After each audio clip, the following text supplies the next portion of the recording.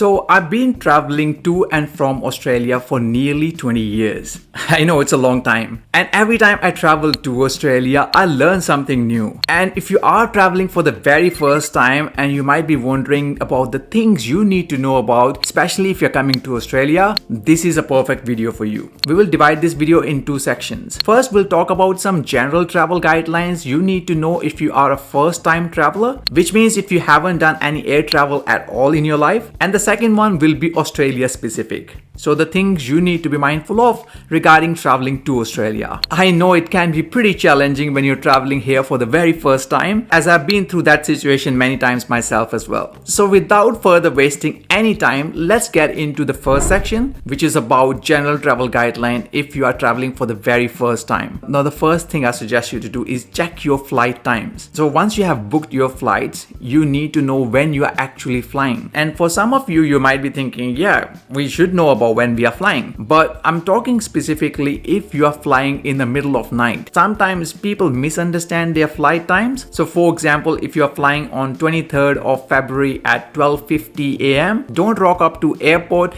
on 23rd of February at 10 p.m. because you would have already missed your flight. And I know few people who have done that in their life and missed their flight by nearly a day. So when you are flying, make sure to check your flight times and be at the airport nice and early. And that brings me to the next point, which is about how early you need to be at the airport. Look, if you are taking international flight, generally speaking, it is a good idea to be at the airport at least 3 hours before your flight departure time. I prefer to be at the airport at least 3 hours, just in case if it's too busy. And usually we have to go through baggage and then custom clearance and immigration. And sometimes if you're buying things at duty free, or you might be just claiming some taxes from tax refund office. So it is a good idea to be nice and early at the airport, especially if you are taking an international flight. Domestic can be different story altogether, but in this video we're talking about international flight to Australia. So ideally you should be at the airport 3 hours before your flight departure time. The next thing, you need to understand your baggage allowance, how much weight you can carry in your baggage. Usually for international flights, you're allowed to bring at least two baggages, one checked in and one carry-on. Checked in is the one you will give at the airport to the airport staff members, and you will get that once you land at your destination. And the carry-on is the one you will carry along with you throughout the flight. And usually you are also allowed to bring one handbag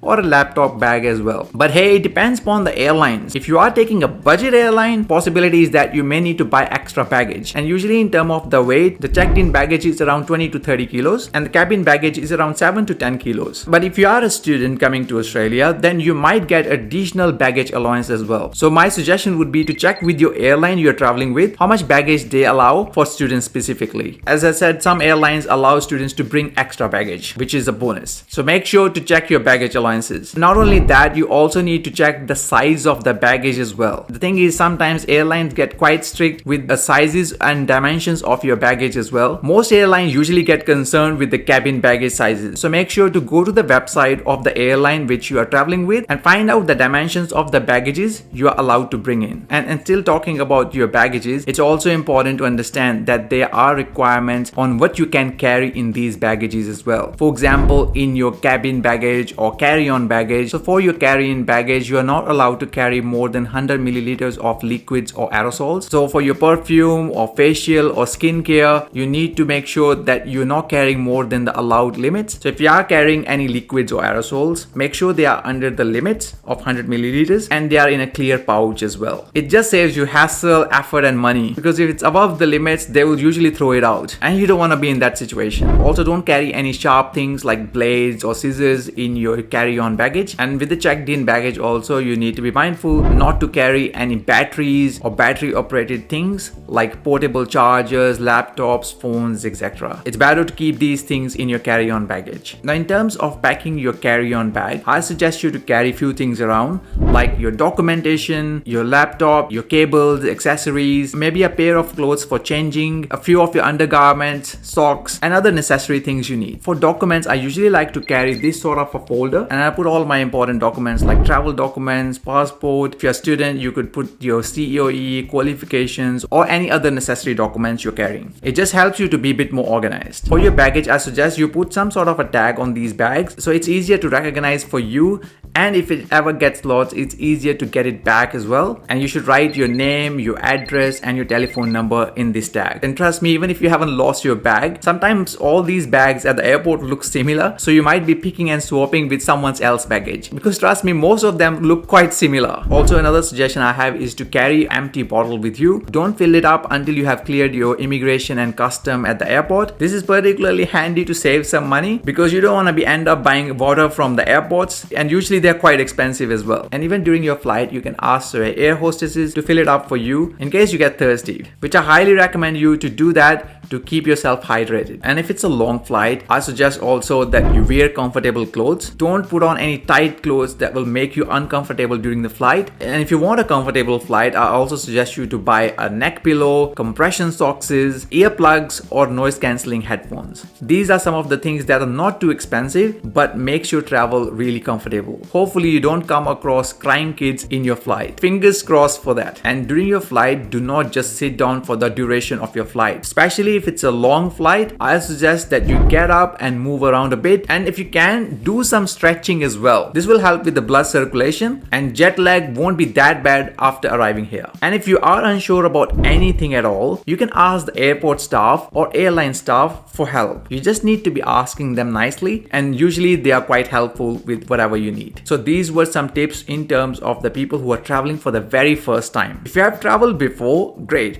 Now we are moving toward the second part of this video, which is about the Australian specific information. Things you need to be mindful of if you're traveling to Australia for the first time. Starting with this document. This is an incoming passenger card that every person who's traveling to Australia need to complete. It is basically a document where you give information about yourself, like some of your personal details and the reason why you're traveling to Australia. And more importantly, you need to declare the items you are bringing into Australia. See, Australia has its own unique flora and fauna, and Australian government do their best to protect it from any potential threats like viruses, bacteria and other diseases. So it's very important that you fill this document correctly and honestly, because if you don't, then there are huge penalties and fines. People can be sent back to their home countries if they haven't done this correctly. This is that sort of serious stuff. So usually they give this document to you when you're flying to Australia. Within the flight itself, the air hostesses will be handing this out to you. So my suggestion would be, first of all, make sure you're carrying a pen with you so you can complete this form. And I suggest you to complete this form in the flight itself. So once you land in Australia, it's quite a straightforward process for you to just walk straight to the immigration. You don't need to spend time in completing the form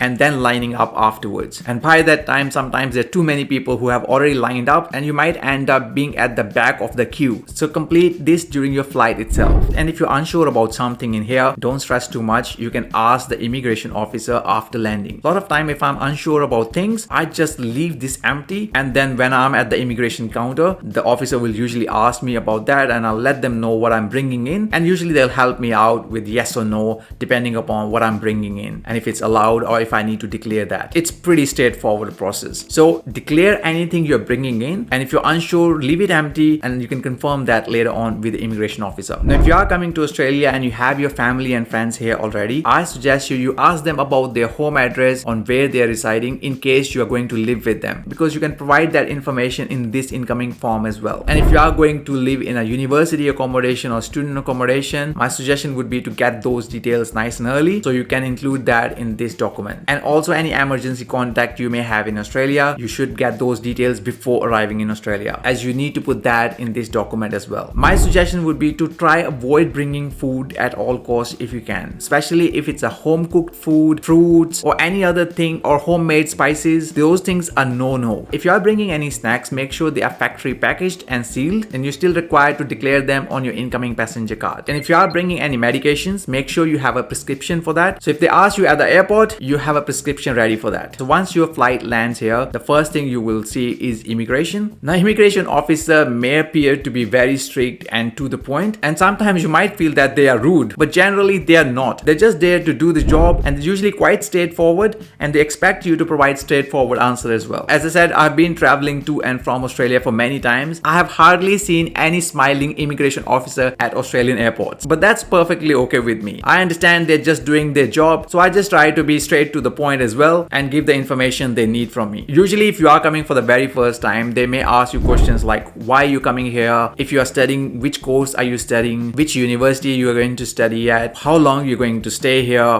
where are you staying, how much money you're bringing with you. These sort of questions they might ask you. If you want to watch a video regarding how to address these questions, we have got a video regarding that on our channel, so we'll put the link of that in the description box below. I suggest you to watch it after watching this video, as we go through with very common questions that get asked at the airport. Now, smart gates are also available in most Australian airports, and if you have a smart passport from eligible countries, then you can just walk in through those smart gates. You don't even need to line up at the immigration queues anymore. But at the moment, not all countries are eligible for using these smart gates. So check out on immigration's website if you are in one of those eligible country lists. Now, this is quite interesting part as well with the duty limits, how much duty-free products you can bring into Australia. In terms of the dollar value, it is $900. So any general goods up to the $900 limit is duty-free. And if you own an item and have been using it for more than 12 months, generally these items are also duty free. Now for tobacco and alcohol limits, Australia is very strict with that. Recently, one international student was deported from Australia for bringing more tobacco and alcohol than the allowed limits. I think it was specific regarding this number of cigarettes they are bringing in. It was like a whole bag of cigarettes they were bringing into Australia, and they did not declare that in their incoming passenger card. So they were sent back right from the airport. Now in terms of duty free alcohol, you can bring up to 2.25 liters. And for cigarettes or tobacco, it's 25 cigarettes or 25 grams of tobacco. That is it. You're not allowed to bring any more than that. And it goes without saying, if you have been asked a question at the immigration or at the custom clearance, you need to be honest and tell the information truthfully to the officers. Because incorrect information or lies can be easily caught by these officers. They're trained for that. If you want to know how to quickly clear your immigration and customs, we got a separate detailed video on that as well. So feel free to check that,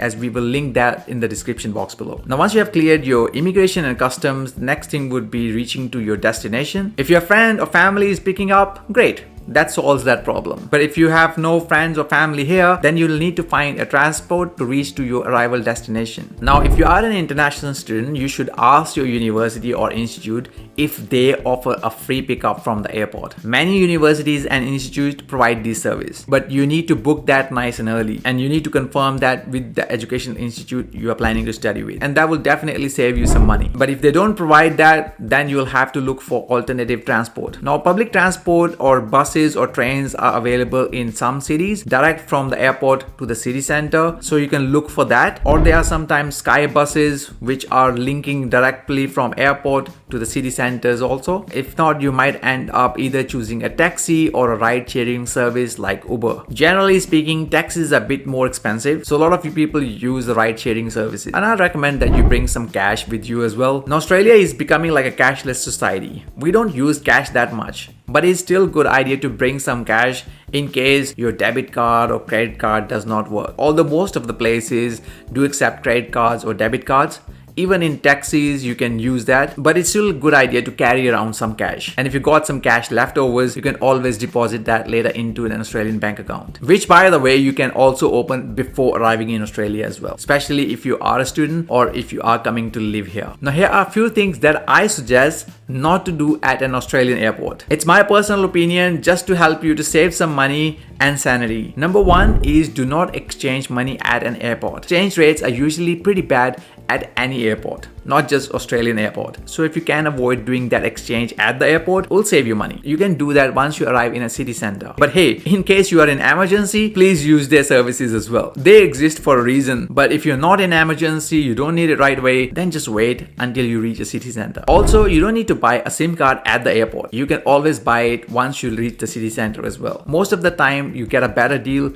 once you are in the middle of city center. And last but not the least, very important, do not accept offers from random strangers for taxi services. Yes, it could happen at an Australian airport. Some random people could sometimes come to you and offer you a taxi services from the airport to your destination. I've been approached a couple of times once I landed here in Melbourne airport. There are a couple of people who randomly walked up to me and said, hey, do you need a taxi services or just need a ride from the airport to your destination? I can do it for cheaper. No, don't take such offers. It's obviously risky to do that. You don't know these strangers, and they are designated places for either taking ride sharing services or taxis in Australia. So you should always look for official taxi rank or ride sharing services ranks where you can get those services. Now, if you are arriving in Australia, we have got an arrival checklist ready for you. This is a free checklist that's on our website where we have got the list of things you should do before and after arriving in Australia. This will just make the whole process smoother. And the good thing is you can modify this checklist as well. So if you want to add few things, you can do that as well. Or if you're not happy with it, you can delete some of these items as well. But we know that most of these things you need to do after arriving, so you'll find it pretty handy and useful. And once you have completed it, you can save it as a PDF in your device. How handy is that? And again, that's free checklist. And we have also launched our Overseas Student Guide 2026. If you are an international student who's coming to Australia, this is a must download guide for you. It is 220-page infographic style guide, and the best part is it's free as well. So I suggest that you download that from the link in the description box below, as I'm sure you'll find it quite handy and useful. And make sure to check all the other useful videos in the description box below, and I'll see you in the next video.